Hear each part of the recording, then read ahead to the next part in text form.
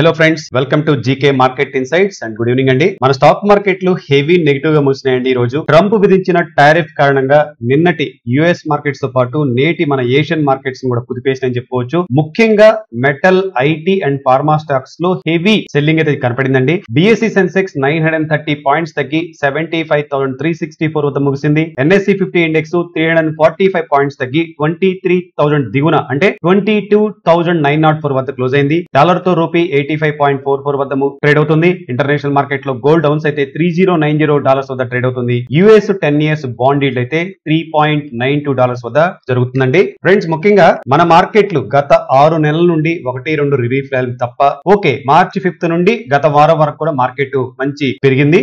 But every day మళ్ళీ again negative గా ముగుస్తుందండి. Russia Ukraine direct war జరిగినప్పుడు కూడా మార్కెట్లకి ఇంతలా నష్టం కలగదండి. బట్ ట్రంప్ ట్రేడ్ వార్ దెబ్బకి మార్కెట్స్ లు అతలాకుతలం అయిపోతున్నాయి. స్టాక్స్ లో అయితే ఇక చెప్పడానికి వీల్లేనంత నెగిటివ్ కనపడుతుందండి. ఆల్మోస్ట్ ప్రపంచ దేశాలన్నింటి మీద విధించిన టారిఫ్ దెబ్బకి Canada already trade war start చేసేసింది. ఇప్పుడు చైనా ప్లస్ యూరోపియన్ యూనియన్ దేశాలు కూడా ప్రతీకార టారిఫ్లకు సిద్ధమవుతాయని చెప్పుకోవచ్చు. మన ఇండియా అయితే మాత్రం దీర్ఘంగా థింక్ చేస్తా ఉందండి. బట్ ఇంపాక్ట్ మన ఇండియా మీద కూడా ఉంటుంది. ఇలాంటి ప్రతీకార చర్యల వలన డెఫినెట్ గా ముందుగా నష్టపోయేది అమెరికానే. భారీగా ధరలు పెరగటం, కొనుగోలు శక్తి తగ్గిపోవటం, కంపెనీలకి ప్రాఫిట్ తగ్గిపోవటం, కొన్ని కంపెనీలు అయితే ఏకంగా నష్టంలోకి వెళ్లిపోవటం, తద్వారా అన్ఎంప్లాయ్మెంట్ పెరగటం వంటి సిచ్యువేషన్స్ సిరీస్ గా ఒక చైన్ పద్ధతిలో జరిగిపోతా ఉంటాయండి. దీని వలన అమెరికన్ ఎకానమీ మాంజోలోకి వెళ్లిపోయినా కూడా ఆశ్చర్యం లేదు. ఇప్పుడు జరుగుతుందంతా గనక మనం అబ్జర్వ్ చేస్తే friends, American president Donald Trump గారు ఇదంతా కూడా ఒక ప్లాన్డ్ ఈవెంట్ లాగా ముందుగానే అనుకొని చేస్తున్నట్టుగా మనకు కనపడుతుంది. తనకి ప్లస్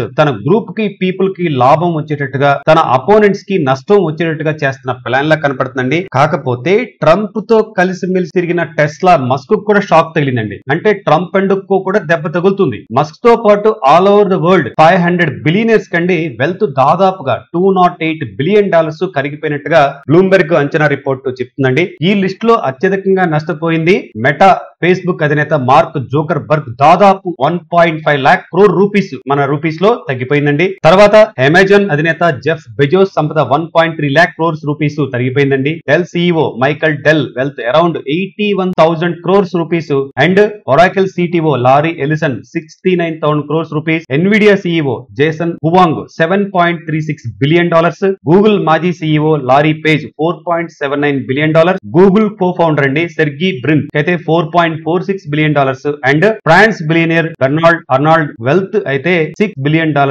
ఆవిరైపోయిందని చెప్పేసి మన బ్లూంబెర్గ్ ఇండెక్స్ వెల్లడించిందండి. మన లోకల్ గా వస్తే ఫ్రెండ్స్, ఎస్టర్డే టారిఫ్స్ లో మన ఫార్మా సెక్టార్ ను మినహాయించడంతో ఫార్మా సెక్టర్ కాస్త లాభపడింది. అంతలోనే ట్రంప్ మాట మార్చేశారండి. ఫార్మా సెక్టర్ ఎప్పుడూ చూడని విధంగా టారిఫ్లు ఉండబోతున్నాయని చెప్పేసి మీడియా పీపుల్ తో చెప్పారు. దీంతో టుడే మన ఫార్మా స్టాక్స్ లో ముఖ్యంగా అరబిందో, లారస్, లూపిన్ స్టాక్స్ లో బాగా తగినాయండి. ట్రంప్ స్టేట్మెంట్ దెబ్బకి మార్కెట్ సెంటిమెంట్ అయితే బాగా దెబ్బతిందండి. ఈ రోజు ఒక్క ఎఫ్ఎంసిసి సెక్టార్ తప్ప అన్ని సెక్టార్లో సెల్లింగ్ ప్రెజర్ సిరీస్ గా కనపడిందండి. ఇంకొన్ని రోజుల్లో మనం Q4 రిజల్ట్స్ రాబోతున్నాయండి. మార్కెట్ మొత్తం డైరెక్షన్ అంతా కూడాను ఇటే వెళ్ళబోతుంది. ఇవి ఏమాత్రం తేడా కొట్టినా మాత్రం బట్ మార్కెట్ ఓవరాల్ గా నెగిటివ్ గా వెళ్లిపోయే అవకాశం ఉంది. బట్ మనం పానిక్ అవ్వాల్సిన అవసరం లేదండి అని మాత్రం గట్టిగా చెప్పగలను. ట్రంప్ తన తీసుకుంటున్న ప్రతి నిర్ణయం వెనుక తన అపోనెంట్స్ ని బెదిరిస్తున్నట్టుగా ఉందండి. తన దారిలోకి తను చెప్పినట్టు నడుచుకోవాలి అన్నట్లుగా ఉంది. డెఫినెట్ గా 10 to 30 days అంటే అరౌండ్ ఒక 1 month లో దీనికి ఒక ముగింపు రావచ్చు అని అనుకుంటున్నాం ఫ్రెండ్స్. ఇంతకంటే లాగితే ట్రంప్